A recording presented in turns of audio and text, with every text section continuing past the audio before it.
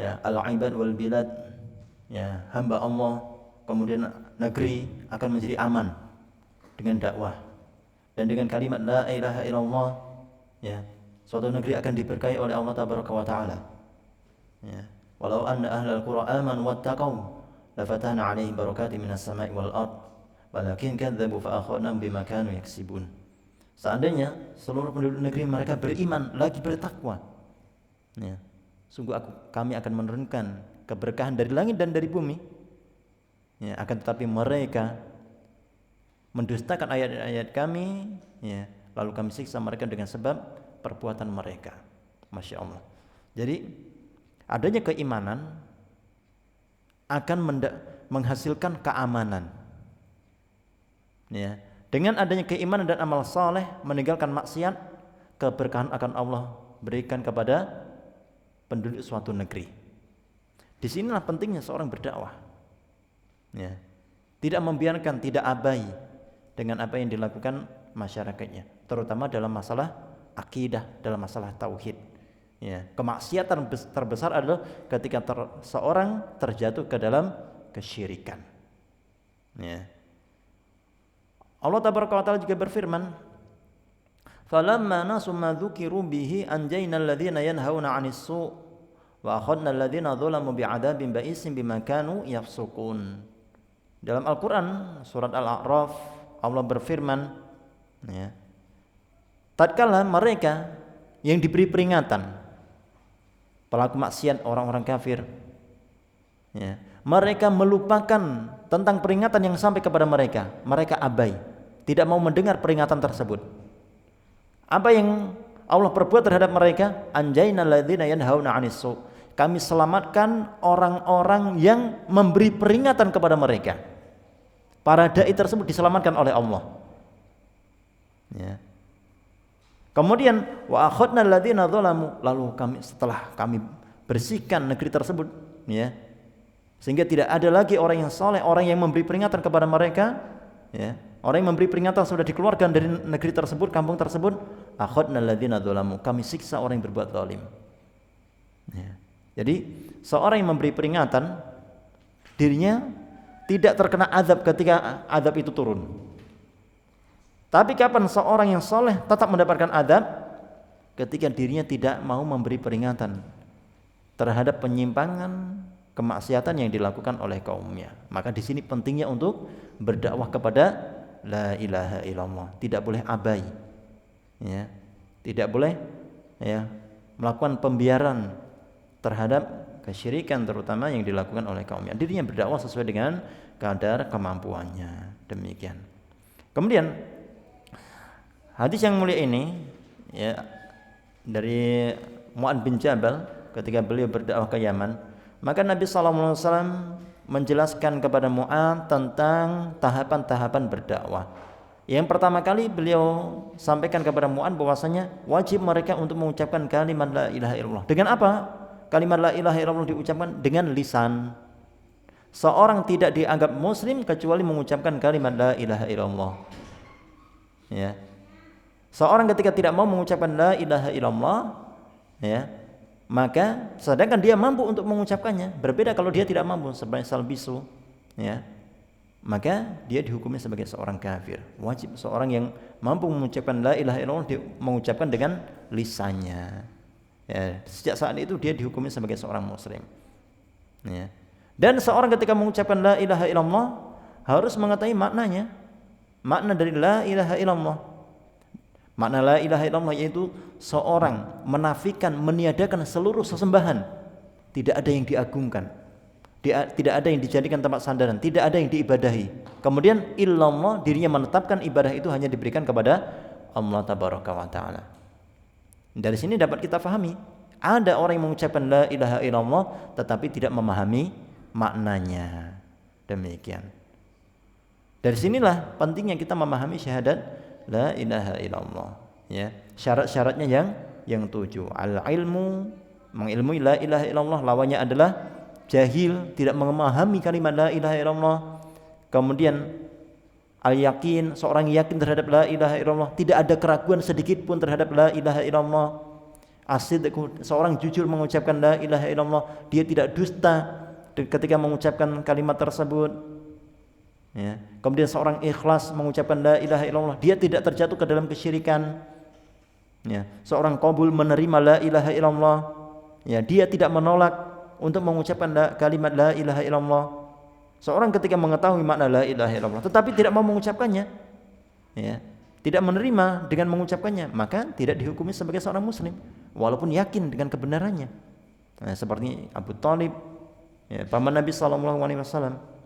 Kemudian seorang inqiyad, tunduk dengan la ilaha illallah, mau mengerjakan konsekuensi dari la ilaha illallah, beribadah hanya kepada Allah, sujud hanya kepada Allah, bernazar hanya untuk Allah, menyembelih hanya untuk Allah, tunduk, anggota badannya ditundukkan, menerima dengan lisannya dan tunduk dengan anggota badannya.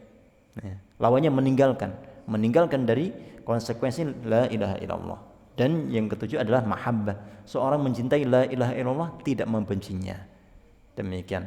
Inilah, ya, kalimat la ilaha illallah yang bermanfaat bagi pemiliknya. Kalimat yang ketika orang mengucapkannya, memahami maknanya dan, ya, menunaikan syarat-syaratnya. Demikian. Kemudian setelah seorang mengucapkan la ilaha illallah, maka Mu'adz bin Jabal diperintah oleh Nabi untuk mengajak manusia untuk mengerjakan sholat. Dan sholat adalah, ya, syariat yang paling ditekankan setelah dua kalimat syahadat.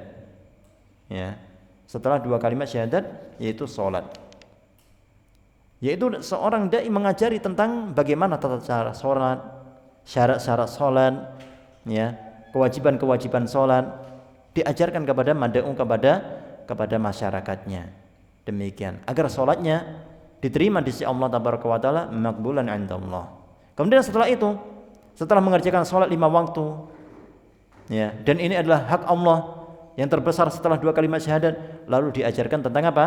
Tentang zakat. Karena kenapa sholat dan zakat, puasa dan haji tidak disebutkan? Karena sholat dan zakat adalah ibadah yang lahiriah, yang nampak. Kalau puasa, ibadah yang tidak nampak. Ya, seorang biasa mengaku puasa tapi ternyata dia apa? Dia makan minum. Tapi kalau zakat, sholat, ini ibadah yang lahiriah, nampak. Ya, maka dua ibadah ini sangat ditekankan oleh Nabi SAW agar disampaikan kepada Mu'adz bin Jabal, kepada, ya, penduduk Yaman. Zakat, sholat adalah ibadah lahiriah, ibadah badan paling agung, dan zakat adalah ibadah mal yang paling agung. Demikian. Dan ketentuan dalam menunaikan zakat dijelaskan oleh baginda Nabi SAW. Bagaimana itu? Zakat tersebut tu'khadhu min aghniyaihim, diambil dari orang kaya di antara mereka. Zakat hanya diambil dari orang kaya. Orang kaya seperti apa? Seorang kaya yang memiliki harta sudah mencapai nisabnya, batas minimal untuk dikeluarkan zakat. Ya, 85 gram emas dikonversikan. Kemudian harta tersebut bertahan selama 1 tahun, bertahan haulnya selama 1 tahun. Ketika harta tersebut selama 1 tahun bertahan, tidak berkurang, ya, sehingga dia menjadi orang kaya, maka ketika bertahan selama 1 tahun sejak harta itu mencapai nisab, ya, maka di tahun depan, ya, di hari yang sama, sejak dia memiliki nisab zakat tersebut, dikeluarkan zakatnya 2,5%. Diberikan kepada siapa? Faturaddu ala fuqaraihim, dikembalikan, diberikan harta tersebut kepada orang fakir yang ada di sekitarnya. Ya, diberikan kepada orang fakir yang ada di sekitarnya. 8 asnaf yang disebutkan dalam surat At-Taubah. Ya, orang fakir, miskin, mujahid fisabilillah, ya, ibnu sabil, dan lain sebagainya. Ya, gharim, orang yang terlilit utang, dan lain sebagainya, ya, diberikan kepada mereka. Demikian. Faturadu ala fuqaraim, dan zakat ini tidak diberikan kepada orang jauh, tapi diberikan kepada orang fakir atau orang, ya, yang butuh di sekitarnya dulu sebelum dipindahkan ke negeri yang lain, ke daerah yang lainnya. Demikian. Di mana ia berada, harta tersebut berkembang di mana, disitulah harta tersebut, ya, didistribusikan. zakat tersebut didistribusikan. Demikian. Dia mengeluarkan zakat. Ya, berapa? Contoh, dia punya 100 juta dikeluarkan berarti 2,5 juta. Zakat 2,5 juta itu dicari, mana orang fakir diberikan satu orang fakir tersebut. 2,5 juta. Demikian. Kemudian fa in hum ata'uka lidzalik. Apabila mereka mentaati dirimu, wahai Mu'ad, mau mengeluarkan zakat, maka dalam mengambil harta zakat Nabi SAW memberi rambu-rambu. Ya. Kalau kambing 40 ekor atau 41 ekor diambil satu kambing. Maka dalam mengambil zakat kambing tersebut ada rambu-rambunya. Bagaimana? Atau mengambil zakat yang lainnya, unta, sapi dan yang lainnya. Fa iyyaka wa qara'ima amwalihim. Hati-hatilah engkau terhadap harta yang paling mulia, yang paling berharga yang dimiliki oleh sahibul mal, pemilik harta. Ya, 41 kambing diambil satu. Ketika mengambil satu kambing ini, ya, tidak boleh mengambil kambing dari pemungut zakat, tidak boleh mengambil kambing yang paling disukai oleh pemilik harta, tidak boleh. Dan itu termasuk zalim. Mengambil harta ya, yang paling dicintai oleh pemilik sahibul mal, pemilik harta, tanpa keridhoannya termasuk kezaliman. Padahal ini tugasnya pemungut zakat. Ya. Jadi yang diambil harta adalah harta paling pertengahan, bukan yang paling bagus dan bukan yang paling buruk. Demikian. Boleh diambil yang paling bagus ya, dengan syarat harus ada keridhaan dari sahibul mal. Yang ini boleh tidak diambil satu. Demikian, yang paling gemuk dan lain sebagainya. Boleh tidak? Kalau tidak boleh maka tidak boleh. Ketika tetap diambil meskipun itu tugas pemungut zakat, maka terjatuhlah dirinya ke dalam kezaliman. Ya, padahal ini adalah ya tugas dari pemungut zakat.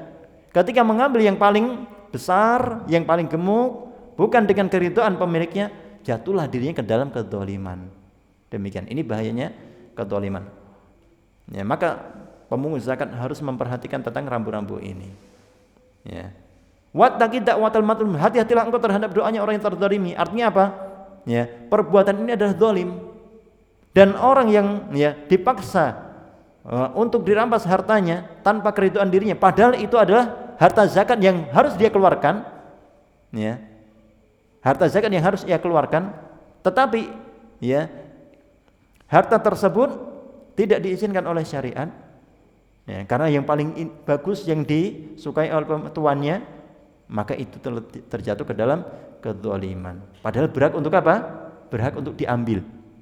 Bagaimana lagi ketika seorang menzalimi saudaranya bukan dalam perkara ya, bukan dalam perkara yang di sana ada ranah untuk apa? Mengambil kehormatan tersebut. Maka jauh lebih zalim, merampas hartanya. Ya, merampas hartanya, menjatuhkan kehormatannya. Maka ini adalah lebih dari kezaliman. Mengambil zakat yang jelas-jelas boleh saja, ini harus hati-hati. Kalau tidak hati-hati bisa terjatuh ke dalam kezaliman, apalagi memang sengaja untuk menumpahkan darah, ya, untuk merampas hartanya, untuk mencemarkan nama baiknya, maka ini lebih kezaliman lagi. Demikian. Fa innahu laisa bainaha wa bainallahi hijab. Sesungguhnya doanya orang yang terzalimi tidak ada perantara antara dirinya dengan Allah Tabaraka wa Ta'ala. Tidak ada, yaitu hijab, pembatas antara dirinya dengan Allah Tabaraka wa Ta'ala. Artinya doanya segera dikabulkan oleh Allah Tabaraka wa Ta'ala, doanya naik ke langit. Ya, para ulama menjelaskan wa in kana asyan, meskipun orang yang berdoa itu pelaku maksiat. Dalam riwayat wa in kana kafiran, meskipun yang berdoa tersebut orang kafir, doanya dikabulkan oleh Allah Tabaraka wa Ta'ala. Ketika orang tersebut dizalimi, meskipun yang menzalimi adalah seorang muslim. Ya, ini bahayanya kezaliman, ya, sangat berbahaya. Demikian. Dan termasuk kezaliman adalah ya, seorang ketika membalas kezaliman orang lain melebihi kezalimannya. Ya. Maka dalam hukum qisas, seorang ketika ya, membalas hukuman, ya, contoh orang dipatahkan giginya satu, maka yang dipatahkan dibalas, kalau mau membalas maka harus satu sama. Kalau giginya setengah yang dipatahkan, maka yang dibalas adalah setengah. Ketika dipatahkan satu, setengah, kemudian dipatahkan satu, maka orang yang membalas itu telah berbuat zalim. Padahal dia membalas. Tapi ketika dia membalas berlebihan, jatuhlah dirinya sekarang ke dalam kezaliman. Demikian. Ya. Maka seorang tidak boleh melebihi ya dalam membalas atas perbuatan zalim tersebut. Ketika dia melebihi, maka jatuhlah dirinya ke dalam kezaliman. Maka seorang sangat berhati-hati dengan kezaliman. Ya. Kemudian hadis yang terakhir adalah walahu ma'an Sahal bin Sa'ad radhiyallahu anhu dalam Sahih Bukhari dan Muslim dari Sahal bin Sa'ad, semoga Allah meridhoinya, beliau berkata bahwasanya Rasulullah SAW beliau bersabda di perang Khaybar. Perang Khaybar ini terjadi lama, ya. Dan kaum muslimin bersama Nabi SAW berperang dengan ya penduduk Khaybar, orang-orang Yahudi yang ada di Khaybar. Dalam waktu yang lama Nabi SAW tidak kunjung mendapatkan kemenangan. Ya. Demikian. Maka suatu hari Nabi bersabda, ya, setelah peperangan terjadi lama, ini berarti menguras tenaga, ya, menguras dana yang besar di waktu itu. Maka suatu hari Nabi bersabda, la'utiyanna rayata ghadan. Sungguh aku akan memberikan panji perang ini, bendera perang ini kepada seorang lelaki besok, salah seorang dari sahabatku. Yuhibbullah wa rasulahu. Orang itu mencintai Allah dan Rasulnya. Orang yang akan aku beri panji perang ini, bendera perang ini adalah seorang yang istimewa. Keistimewaannya apa? Dia mencintai Allah dan Rasulnya. Yang lebih istimewa lagi, wa yuhibbuhullah wa rasuluh, dan Allah dan Rasulnya pun mencintai dirinya. Ini yang paling istimewa. Dia mencintai Allah dan Rasulnya. Yang lebih istimewa, ternyata Allah dan Rasulnya juga mencintai dirinya. Karena tidak setiap orang yang mencintai Allah dan Rasulnya, Allah mencintai dirinya. Demikian. Ada orang yang mengaku, orang Yahudi, mereka berkata, nahnu abna'ullahi wa ahibbah, kami ini anak-anak Allah dan kekasih Allah. Mereka mengaku dicintai oleh Allah, tapi ternyata Allah murka kepadanya. Tidak setiap orang yang mencintai Allah dan Rasulnya, ia dicintai Allah dan Rasulnya. Tapi berbeda dengan sahabat ini, yang besok akan diberikan panji perang oleh Nabi SAW. Keistimewaannya adalah ia mencintai Allah dan Rasulnya, dan lebih lagi Allah dan Rasulnya juga mencintai dirinya. Kemudian yaftahullahu ala yadayhi, Nabi bersabda, Allah akan memberikan kemenangan melalui kedua tangannya. Masya Allah, melalui kedua tangannya. Ketika bendera perang itu dibawa oleh dirinya, maka Allah akan memberikan kemenangan bagi kaum muslimin dalam perang Khaybar itu. Setelah sekian lama, ya, berhari-hari, 14 hari atau 15 hari lebih kaum muslimin berperang setiap hari, tapi tidak kunjung mendapatkan kemenangan. Tapi besok ketika panji perang ini dibawa oleh dirinya, Allah akan memberikan kemenangan lewat tangannya. Ya. Akhirnya setelah mendengarkan berita tersebut, fabatan nasu yadukuna lailatahum ayyuhum yu'taha. Para sahabat di malam hari mereka diskusi. Ya. Siapakah yang akan mereka menerka-nerka siapa yang akan mendapatkan panji perang tersebut? Falamma asbahu ghadaw ala Rasulillah sallallahu alaihi wasallam kulluhum yarju an yu'taha. Tatkala di pagi hari mereka segera mendatangi Rasulullah sallallahu alaihi wasallam dan mereka berharap untuk mendapatkan panji perang tersebut. Ya, mereka semuanya meninggikan lehernya agar ditunjuk oleh Nabi sallallahu alaihi wasallam. Mereka semuanya berharap untuk mendapatkan apa? Panji perang tersebut. Bukan karena mereka huburi asah, bukan karena mereka ya cinta popularitas atau cinta kepemimpinan, tapi mereka berharap untuk mendapatkan panji perang tersebut. Tujuannya adalah agar mereka mendapatkan predikat dicintai Allah dan Rasulnya. Ini yang mereka harapkan, bukan karena mereka cinta riasa, cinta kepemimpinan untuk menjadi komandan perang, menjadi panglima peperangan. Tapi tujuan mereka adalah untuk diberi panji perang tersebut karena mereka ingin mendapatkan predikat apa? Seorang yang dicintai oleh Allah dan Rasulnya. Inilah yang mereka harapkan. Faqala, maka Nabi SAW bersabda, Aina Ali bin Abi Thalibin, di manakah Ali bin Abi Thalib? Ya. Ternyata Nabi SAW akan memberikan panji perang tersebut kepada Ali bin Abi Thalib. Faqila, maka ada yang berkata, huwa yashtaki ainaihi, ya Rasulullah, ia sakit matanya. Ya, dia sakit matanya. sehingga tidak bisa berjalan, tidak bisa bangun dari tempat tidurnya. Ini menunjukkan bahwasanya sakitnya Ali ini ya parah, karena Ali ini termasuk seorang yang kuat badannya. Ya. Dalam peperangan beliau bisa mengangkat ya pintu gerbang dengan seorang diri dan dijadikan sebagai tameng. Setelah seusai peperangan, ternyata ya tameng yang digunakan oleh Ali tersebut yang tadinya adalah pintu gerbang tidak bisa diangkut kecuali harus diangkut dengan beberapa lelaki yang besar, yang kuat. Ini menunjukkan tentang kekuatan Ali bin Abi Thalib. Tapi ketika sakit mata dia tidak bisa bangun, menunjukkan sakitnya parah. Ya, sakitnya parah. Kemudian fa'arsalu ilaihi fa'utiya bihi. Maka Nabi SAW mengutus beberapa sahabat untuk datang kepada Ali dan membawa Ali ke hadapan Nabi. Fabasaqa fi 'ainaihi wa da'alahu. Lalu Nabi SAW setelah Ali didatangkan di hadapan beliau, beliau ludahi matanya Ali. Lalu Nabi SAW berdoa kepada Allah Tabaraka wa Ta'ala agar Ali diberi kesembuhan oleh Allah. Fabaro'a ka'allam yakun bihi waja'un. Maka Ali pun tiba-tiba langsung sembuh seolah-olah tidak pernah sakit sebelumnya. Masya Allah. Ini termasuk ya a'lam min a'lamin nubuwah, tanda kenabian yang dimiliki oleh baginda Nabi sallallahu alaihi wasallam. Ya, jasad Nabi berbarokah. Tapi ingat, ini ada khusus bagi Nabi sallallahu alaihi wasallam, tidak dimiliki oleh selainnya. Sehingga sepeninggal Nabi sallallahu alaihi wasallam, ya, mereka para tabi'in ketika sakit tidak mendatangi para sahabat untuk ya dilakukan kepada mereka semisal yang dilakukan oleh Nabi kepada sahabat. Para tabi'in tidak minta untuk diludahi matanya, diludahi badan yang sakit, tidak. Karena mereka memahami itu adalah keistimewaan, kekhususan yang dimiliki oleh baginda Nabi sallallahu alaihi wasallam.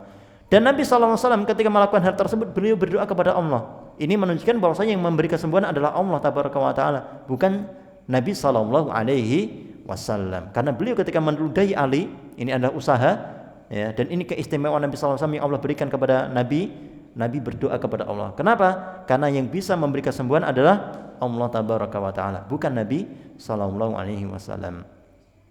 Fa'atahu rayatahu. Kemudian Nabi sallallahu alaihi wasallam memberikan rayah tersebut ternyata kepada Ali. Ini menunjukkan tentang ya wajibnya seorang beriman terhadap takdir. Ya.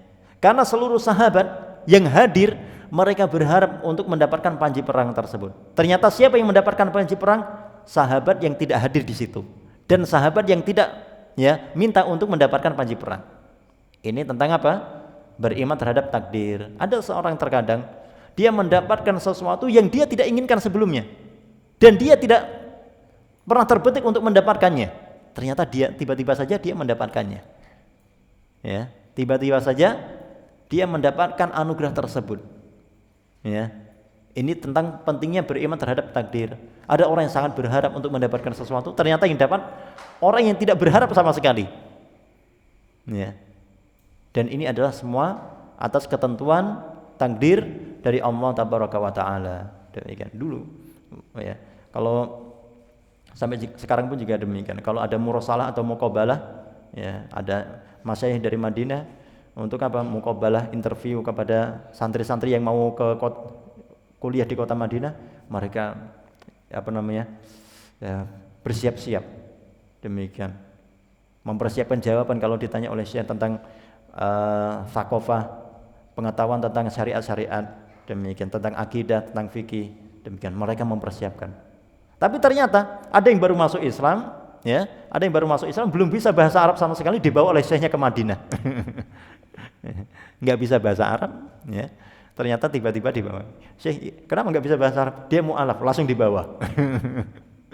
Demikian. Pentingnya beriman terhadap takdir. Demikian.